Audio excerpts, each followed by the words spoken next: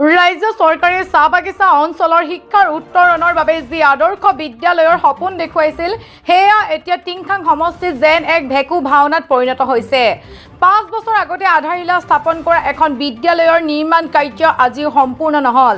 দুলিয়াবাম চাহ বাগিচা নিৰ্মাণ হ'বলগীয়া আদৰ্শ বিদ্যালয়ৰ স্থান এতিয়া হাবি জংঘল আৰু মদৰ আড্ডাত পৰিণত হৈছে। এয়া টিংখাং সমষ্টিৰ অন্তৰ্গত দুলিয়াবাম চাহ বাগিচা আৰু শালমাৰী চাহ বাগিচাৰ মাজৰ এক স্থান। এয়া কোনো পৰিত্যক্ত হাবি নহয়, বৰঞ্চ এয়া আছিল অঞ্চলটোৰ বাবে শিক্ষাৰ এক নতুন আশাৰ কেন্দ্ৰ, এখন আদৰ্শ বিদ্যালয়ৰ প্ৰস্তাৱিত স্থান। চৰকাৰে 2020-2021 বৰ্ষতে চাহ বাগিচা অঞ্চলত 119খন আদৰ্শ উচ্চ বিদ্যালয় নিৰ্মাণৰ আঁচনি হাতত লৈছিল। ইয়াৰে বহুকেইখনৰ কাম সম্পূৰ্ণ হ'ল যদিও দুলিয়াবামৰ এই বিদ্যালয়খন আজিও কাগজ কলম আৰু হাবিৰ মাজতে আবদ্ধ হৈ ৰল। বিদ্যালয়ৰ স্থানত এতিয়া ছাত্ৰ ছাত্ৰীৰ পৰিৱৰ্তে চলে মদৰ আড্ডা।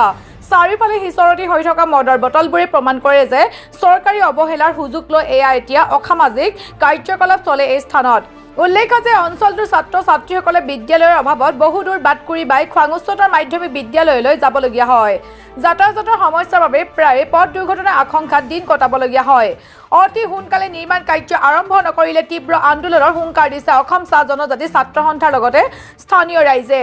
টিংখাং সমষ্টিৰ অন্তৰ্গত থকা শালমাৰী চাহ বাগিচা যি আদৰ্শ বিদ্যালয় নামত যিহেতু আমি দেখিবলৈ পাইছোঁ যে হয়তো আপোনালোকে সমগ্ৰ দৃশ্যটো চাব পাৰে, যিহেতু ইয়াত বনেৰে আৱৰি ধৰিছে আৰু যিহেতু আমি ইয়াত বাঘে আশ্ৰয় লোৱা দেখিবলৈ পাইছোঁ। যিহেতু আমি মাননীয় বিধায়ক মহোদয় এয়াই অনুৰোধ যে 5 বছৰ উকলি গ'ল কিন্তু আজিলৈকে আমাৰ আদৰ্শ বিদ্যালয় স্থাপন হৈ নুঠিল।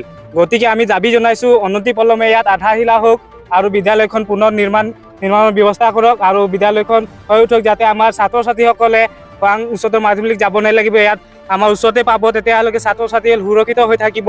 হয়তো ৰাস্তাত আমাৰ বাৰে বাৰে দুৰ্ঘটনাত পতিত হৈ ছাত্ৰ ছাত্ৰী আঘাতপ্ৰাপ্ত হৈ যায় বা মৃত্যু আকলি ল'বলগীয়া হয়। গতিকে আমাৰ ছাত্ৰ ছাত্ৰী ওচৰতে বিদ্যালয় পাব, ইয়াত সুন্দৰভাৱে পাঠদানৰ শিক্ষা আৰম্ভ হ'ব। গতিকে ছাত্ৰ ছাত্ৰীৰ সুবিধা হ'ব, এয়া আমি অনুৰোধ জনাইছোঁ। আৰু যিহেতু কিয় আজি পৰ্যন্তলৈকে এই বিদ্যালয়খন সম্পূৰ্ণ নিৰ্মাণ হৈ নুঠিল, এয়া আমাৰ মুকলি প্ৰশ্ন। যিহেতু বিমল বৰা মহোদয়ে আমাক বাৰে বাৰে যিহেতু আমি ছাৰৰ পৰা আমি মানে মুখামুখি ছাৰ আমাৰ বিদ্যালয়খন কিয় হোৱা নাই, তেতিয়া আমাক তল পেলাই বা শালমাৰীক তল পেলাই মানে শালমাৰীবাসীক তল পেলাই মানে কথা কোৱা তাৰ মানে আমি সুৰ দেখিছোঁ। এই সুৰ সলাব লাগিব, কিন্তু নহ'লে আমি অন্যথা 2026 চনৰ ইলেকশ্যনত আমি মাৰ বান্ধি আমি থিয় হ'বৰ কাৰণে আমি বাধ্য হ'ম। আজি আমি অসম চাহ ছাত্ৰ সন্থাৰ বিষয়ববীয়াসকলে আমাৰ টিংখাং সমষ্টিৰ সন্মানীয় বিধায়ক তথা অসম চৰকাৰৰ কেবিনেট মন্ত্ৰী বিমল বৰা ডাঙৰীয়াক দৃষ্টিগোচৰ কৰিব বিচাৰিছোঁ। যিহেতু অসম চৰকাৰে 2020 আৰু 21 বৰ্ষতে সমগ্ৰ অসমৰ চাহ বাগিচা অঞ্চলত 119খন আদৰ্শ হাইস্কুল বিদ্যালয় নিৰ্মাণ কৰাৰ কথা আছিলে আৰু সেইমতে নিৰ্মাণো হৈছে আৰু ইতিমধ্যে বহুকেইখন স্কুল পাঠদানো আৰম্ভ কৰিছে।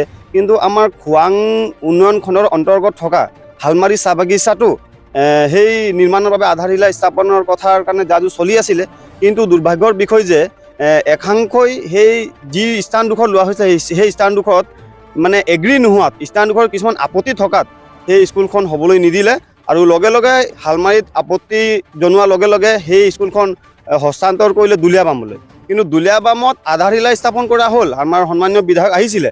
কিন্তু আমাৰ দুলিয়াবামৰ যিজন স্বত্বাধিকাৰী সেই স্বত্বাধিকাৰীৰ আপত্তি থকাতে তেখেতে NOC নিদিয়াত দুলিয়াবামতো কিন্তু আমি সেই স্কুল বিদ্যালয় নিৰ্মাণ হোৱা দেখা নাপালোঁ। কিন্তু সেই সময়ত আমি লগে লগে অসম চাহ ছাত্ৰ সন্থাই মাননীয় বিধায়কৰ লগত বহুকেইলানি আলোচনা কৰিলোঁ। আমি DC অফিচতো আলোচনা কৰিছোঁ, আমি স্কুল ইন্সপেক্টৰৰ লগতো আলোচনা কৰিছোঁ, আনকি আমি গুৱাহাটী পৰ্যন্ত গৈছোঁ যে আমাক এই আদৰ্শ বিদ্যালয়খন লাগে বুলি। কিন্তু আমাক বিধায়ক মহোদয়ে প্ৰতিশ্ৰুতি দিছিলে যে 5 বছৰৰ ভিতৰতে আদৰ্শ বিদ্যালয়ত নিৰ্মাণ কৰা হ'ব বুলি। কিন্তু পৰিতাপৰ বিষয় আজিলৈকে ইয়াত একো আধাৰশিলা নহ'ল। আপোনালোকে চাব পাৰিব আজি এই ঠাইডোখৰ জংঘল হৈ আছে, আজি হয়তো ইয়াত বাঘে আশ্ৰয় লৈছে। কিন্তু আমি আপোনালোকৰ মাধ্যমেদি পুনৰবাৰ আমাৰ সন্মানীয় বিধায়কক আমি আহ্বান জনাব বিচাৰিছোঁ যে অতি শীঘ্ৰে আমাৰ যি এই আদৰ্শ বিদ্যালয় নিৰ্মাণৰ ব্যৱস্থা কৰক আৰু আমাৰ যি ওচৰ পাজৰ দুলিয়াবাম শালমাৰী বা ওচৰ পাজৰ ছাত্ৰ ছাত্ৰীসকল সেই ছাত্ৰ ছাত্ৰীসকলক পাঠদানৰ বাবে সুবিধা প্ৰদান কৰক। আপোনাৰ ঘৰৰ সকলো প্ৰয়োজনীয় সামগ্ৰী একে স্থানতে উপলব্ধ কৰিবলৈ মৰাণৰ নিৰ্ভৰযোগ্য প্ৰতিষ্ঠান অসম ইলেক্ট্ৰিকেলৰ নতুন প্ৰতিষ্ঠান মৰাণ আৰক্ষী থানাৰ সন্মুখত অসম ইলেক্ট্ৰিকেল আৰু অসম চেনিটেৰী। অসম ইলেক্ট্ৰিকেল আৰু অসম চেনিটেৰীত উচিত মূল্যত উপলব্ধ আছে বিভিন্ন আগশাৰী কোম্পানীৰ ইলেক্ট্ৰিকেল সামগ্ৰী, ৱাটাৰ পাম্প, টাইলছ, অত্যাধুনিক bathroom fittings, TV, fridge, sanitary pipe fittings, mobile ডোৰ fittings আৰু বিভিন্ন সামগ্ৰী। যোগাযোগ কৰক 6003591984-ত।